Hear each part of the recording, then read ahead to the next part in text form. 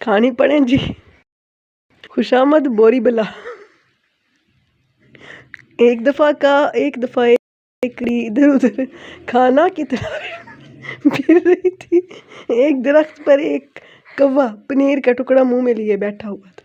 लोमड़ी ने इसे देखा तो उसके मुंह में पानी आ गया। उसने सोचा कि कैसे इससे पनीर का टुकड़ा लिया जाए। इसने कौवा की खुशामद शुरू कर दी। कौवा अपनी झोटी सुनकर बहुत खुश हुआ। लोमड़ी ने उसे भाई मैंने कि अब की आवाज बहुत प्यारी है,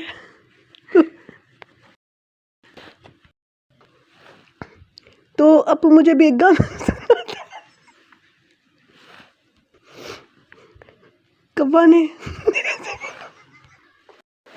कौवा ने जैसे ही गाना के लिए मुंह खोला, उसका टुकड़ा बीच गिर गया। लोमड़ी ने जल्दी से टुकड़ा का और वो वहां से चली गई बगैर गाना सुने। इकरा की समय खुशामद बोरी बला।